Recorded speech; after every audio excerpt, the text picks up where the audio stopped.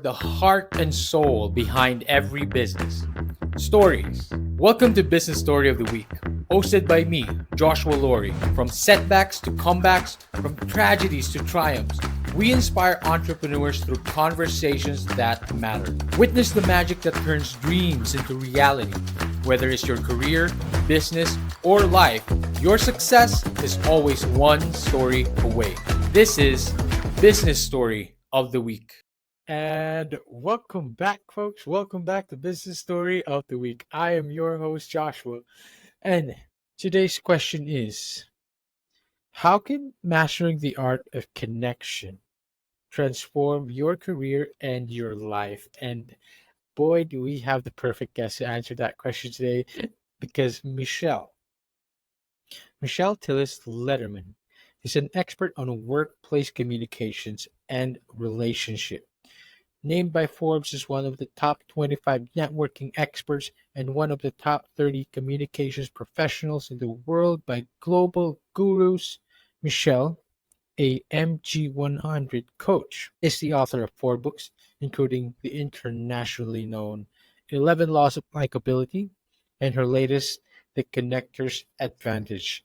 Michelle is a connection creator and the CEO of Executive Essentials, which provides customized communications and leadership programs for Fortune 500, nonprofit, university, and government clients.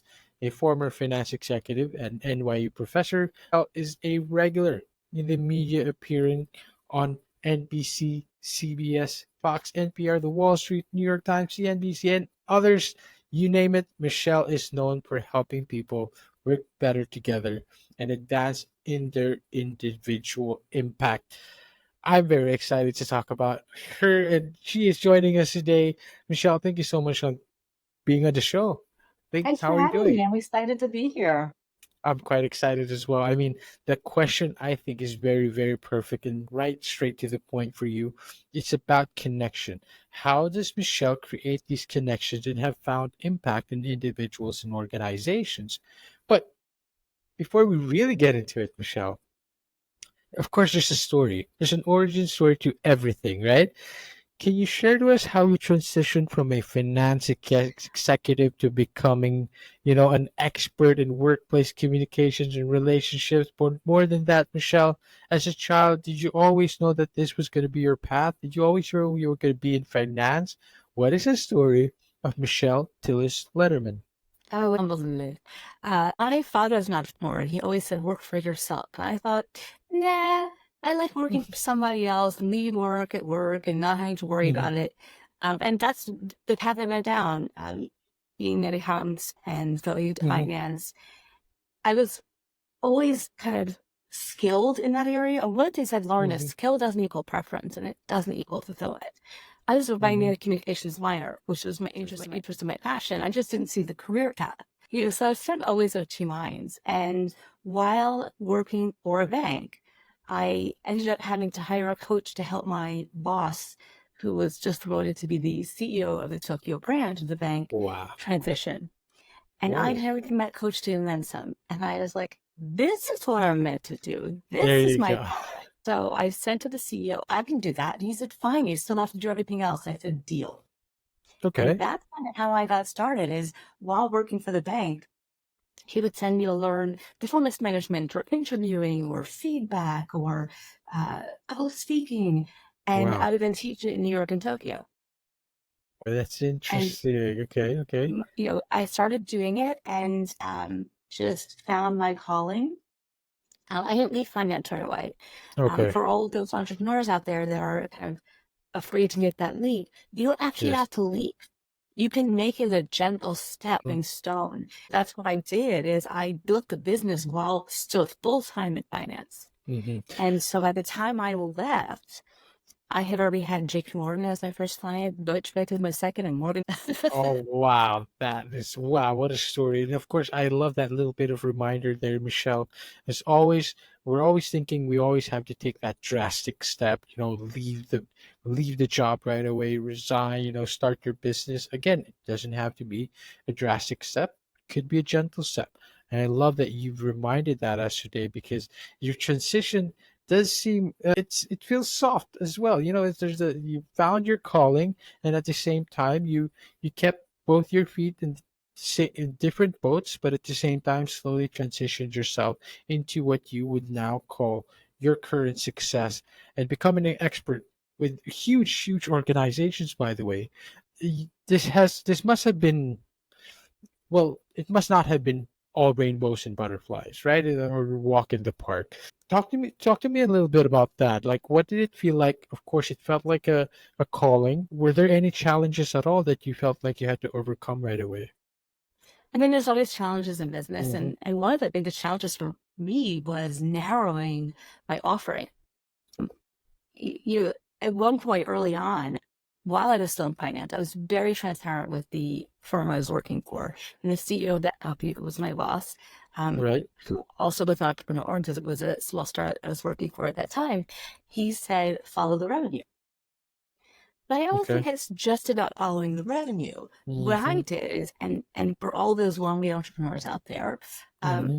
I created a decision matrix, a criteria. So what are the criteria that pass my decision making? And back then, Oh, it's very different than what it is now. But back okay. then it was, how much do I enjoy it? How Right. easy is it for me to do it? And how Okay. well does it pay? Right. Okay. And Okay. I would basically put the 8 service offerings I had, and I Right. ranked them on a scale of 1 to 3. And I Okay. did the math across because, I'm a finance girl and I still have the numbers with me. And then I rated and ranked this 8 service offerings. And then I went from my left brain to my Mm-hmm. right brain and said, what's Oh. my action to this? Mm-hmm.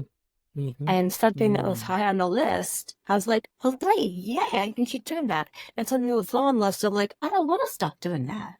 It Interesting. really gives you a really good insight from both perspectives, Mm-hmm. of the gut as well as the quantitative analysis.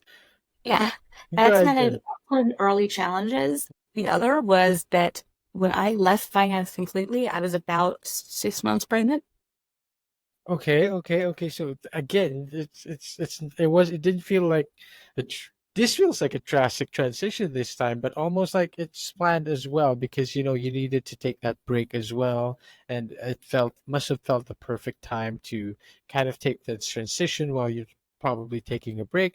But also, what did it feel like? I mean, I'm sure we've had audience and listeners out there who were business owners, business moms, in their having this similar story of having to start their business as they were pregnant. What was that like, and how were you kind of be able to are we able to balance that out? But I don't believe in the word balance.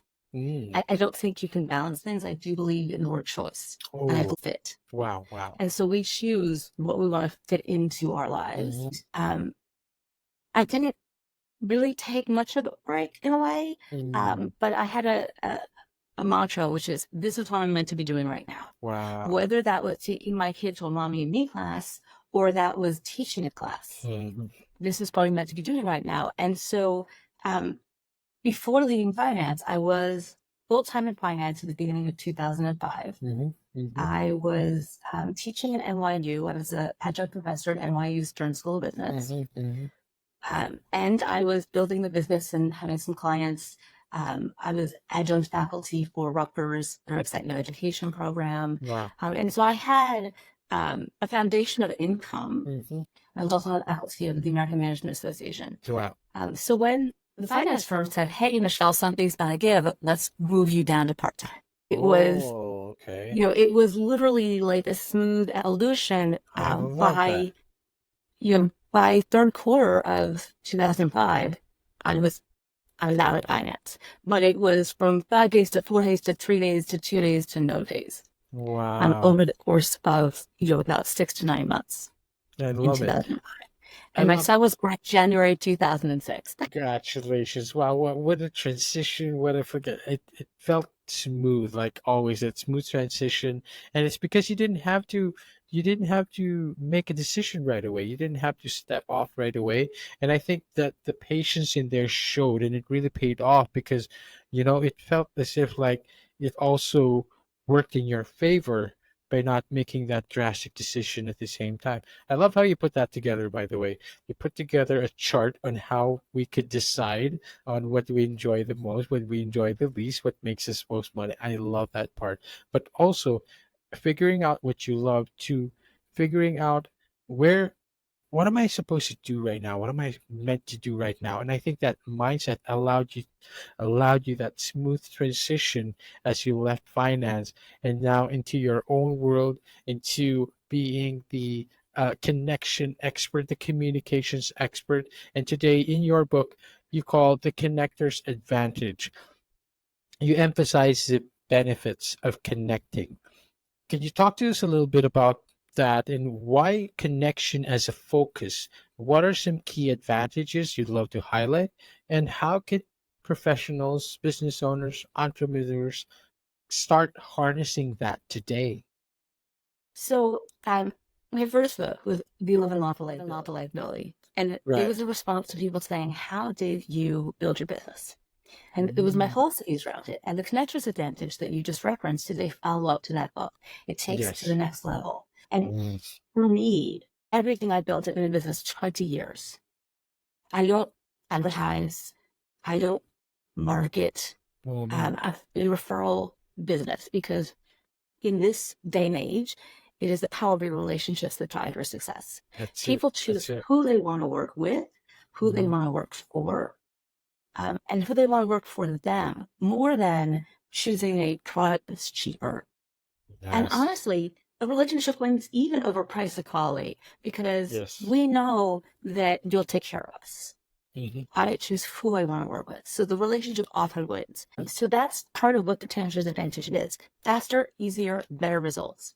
Whatever it is you're working on, whether it's getting a new job, getting a promotion, getting a client, whether it's getting healthier, happier, I love all of that. those things statistically, I built the case for that in chapter 1 of all Mm. the ways in which relationships Wow. statistically will advance those goals. Wow, that is fascinating. I love that there's still numbers in there.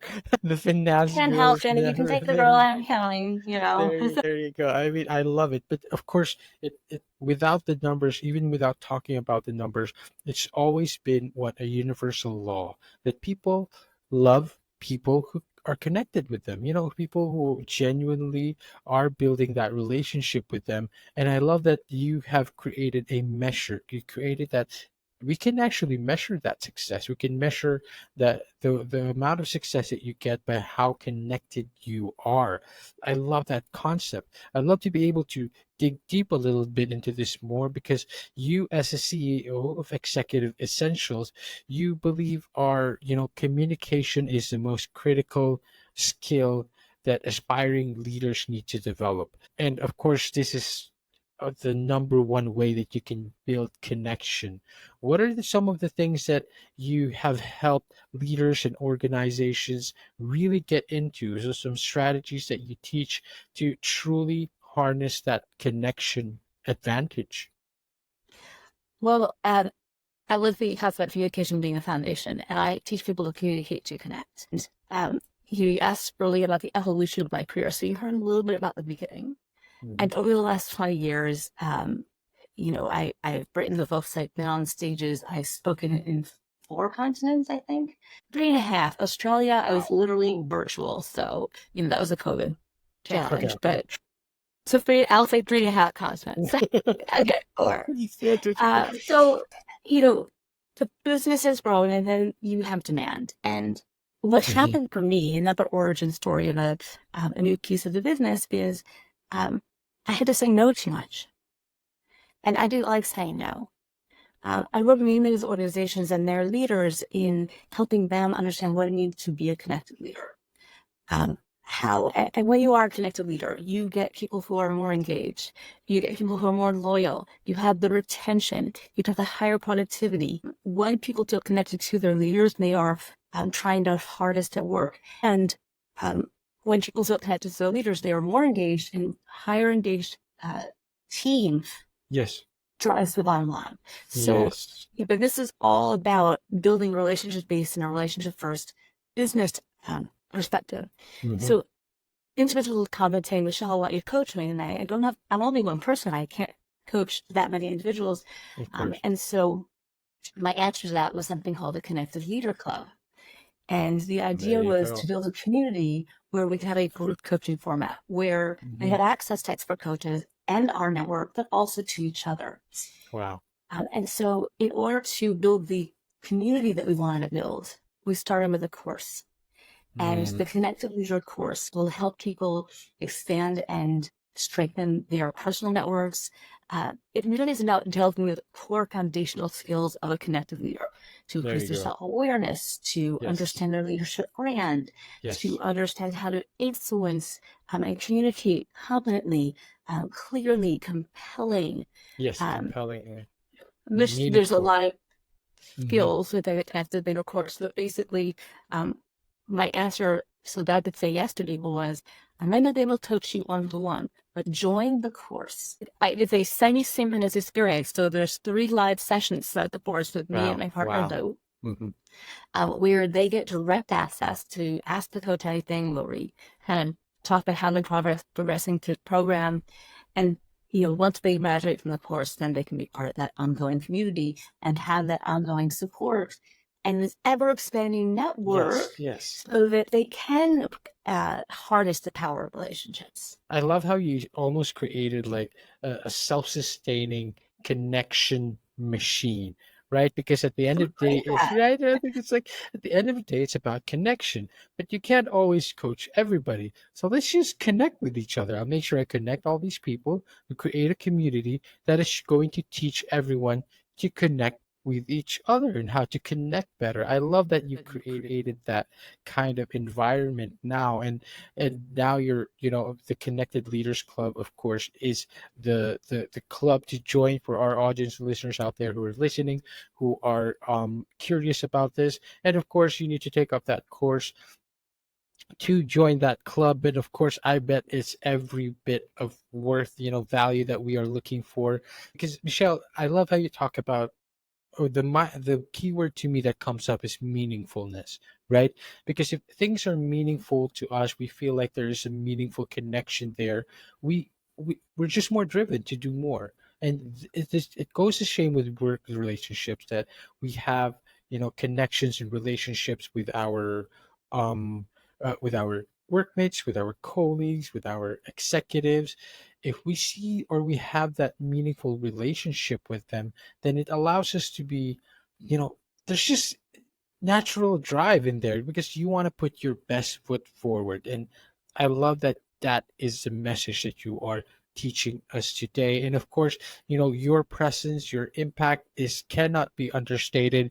You've appeared on numerous media platforms. I mean, I listed basically, I think, every media platform in the US over in your introduction earlier. How has your media presence, how, first of all, how did you get this much exposure? How were you able to grow that kind of, well, of course, connections, right? But also, how do you feel like your media presence influenced your work, expanded your reach? Was there a difference, particularly before and after you had massive media presence? Is there something there that stands out for you? I think the media presence, I was always a contributor to the written word. As a Mm, professor, outlets would also often look for experts. Sometimes off right. leaving a quote here and there. And that's how I got with the New York Times and a lot of those magazines. But the TV and those interviews came more with the first book. Oh, There's not a lot okay. of work out there on the concept of likability. There's probably only 2 Okay. authors that are well known for the topic, and I'm one of the 2. So Wall Street Journal wanted to do an article on likability. They literally called me. Um, so, how did I get that exposure? I was always willing to say yes. If I was Wow. reached out to for an interview, for a quote, for an appearance, I tried to always say yes. Now I can't always do that anymore. And, as you get further on in your career, Of course. and that's why I created the type of legal practice. I like saying yes. Uh, That's I so like, nice. That's a nice way to right. put it. But, I get invitations to podcasts almost daily. One of the things I'll tell people out there, all of us struggle with time. It's Yes. a resource that we're constantly using, whether we decide what we use it on or not. And to be a little bit more proactive and cognizant around how we think about how we spend our time and what's Okay. important to us. Okay. Right. So what you said about media, what did it enable? It enabled me to spread the message, which is my mission. It enabled me to have more people hear about, which is why I still say yes to coming on to shows large and small, because you don't know who you're going to reach. Absolutely. That's true.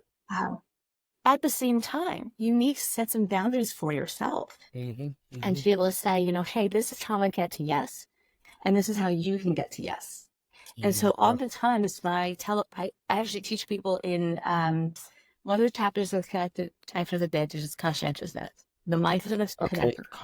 And that means that you need to really be conscious and conscientious about what you say yes to and what you say no to. And to have that clarity and to understand the not one word answers. Yes, if, yes, after, yes, with, yes, when. Interesting. Okay, very interesting. Okay. Because no is hard. We want to be able to say, well, but here's who can help you, or no, but here's how you can help, or no, but here's how you can get to yes. Okay. And if you don't have that clarity, you're going to say yes to more than you should. That's it. That's it. Michelle, can I just say it resonates with me very well right now, because I'm probably not the only listener or person here right now going through the episode who has a hard time saying no. It's very common. It's so hard to say no. For me, it's difficult for me to say no as well, and I just find myself burnt out, nothing else to give, but I should have said no to this. But at the same time, you can relate that we always want to say yes. It's just something that you want to do. Again, like, I never say no to guests as well. Like, anyone approaches me, they recommend a guest to me, I say yes to every guest, because like you said, you never know when you can create who you meet, when can you create a meaningful connection perhaps in that particular day, that particular conversation, just much like this conversation today. Michelle, I want to dig a little bit into the more personal aspects of your life. You are an animal lover, of course, and you also brand yourself as an adrenaline junkie, and you are what, 75% away from your goal of 100 countries. Did I read that right? Did I say that right? Talk to Yes, us a I little have a bit goal about of that. 100 countries in my lifetime, and Wow. I'm somewhere in the mid to upper 70s. I'm for a trip on Saturday, so I'll get a little closer. Wow. Okay. So first of all, I have a goal, and when are you going?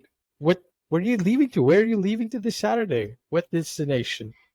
This Saturday is the Canary Islands. Oh, wow. But I do have plans to hit my seventh and final continent, Antarctica, in the winter of 25 or the beginning of 26.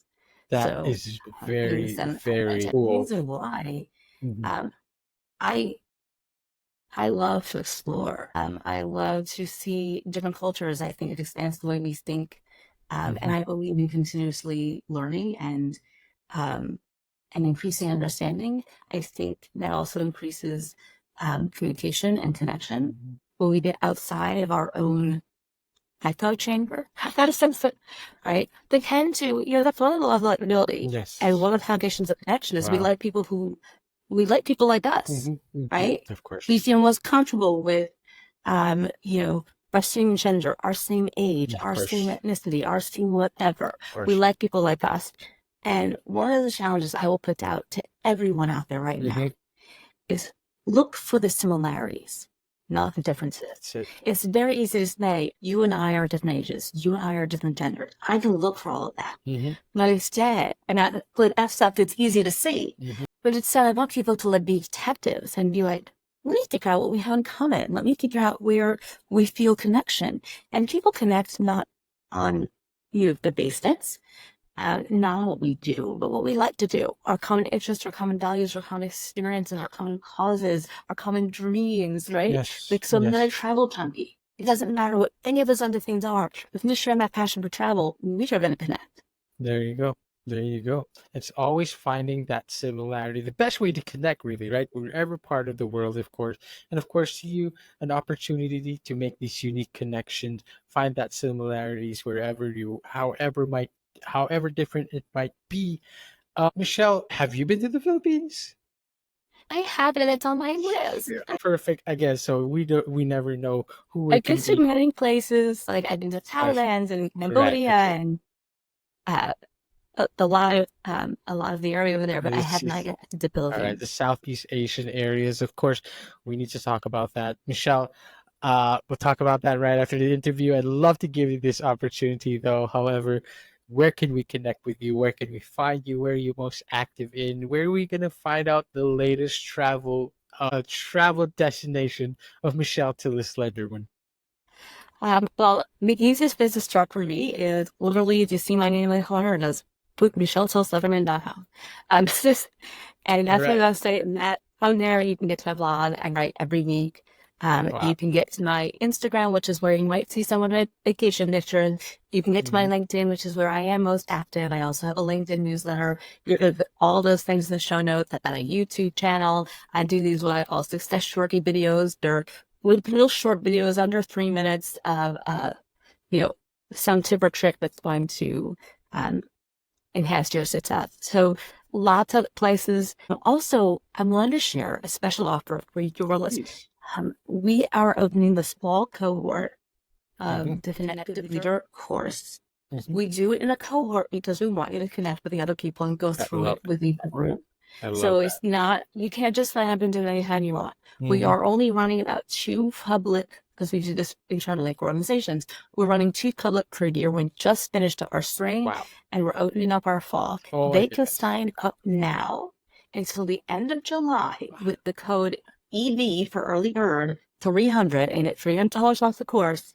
They can start the 3 more activities Wow. then. Wow. Rest of the course will open up after Labor Day, US holiday. But basically, early September will open up where you'll meet the rest of the people in the Wow. cohort, and you'll go through the program together. Wow. What a gift and what a way to leave behind something of value as well. That is very exciting. I hope, all our audience and listeners listening today grab that opportunity, follow Michelle, connect with her on LinkedIn, and grab that. I mean, this nice opportunity, little gift that she just left us behind right now is a very very important, and we'll have all that linked down on the description below. Of course, Michelle, thank you so much for coming on the show. It's almost like I don't want to let you go. There's too much connection already on this one, but Michelle, one last bit of wisdom that you would like to leave behind to the audience today. What would it be? Take us home. Don't network for need. Don't network for now. Network for life. Because the connections that you make because you want to, because you get to be nurture over time, they will be there to sustain you and carry you through. I love that. I love that. There's nothing more to add to that, especially throughout the whole episode. Network for life. Genuinely make those connections. Michelle, thank you so much for being on the show. My pleasure. Thank you. To all our audience and listeners out there, I hope you enjoyed this as much as I did, as much as we did. We will see you on the next one. Bye bye. All right, so here's the thing. We try to get a little bit better every day, but we can't do it without you. So if you like the video, make sure to like and subscribe below. And if you have any comments, just leave them in the space under.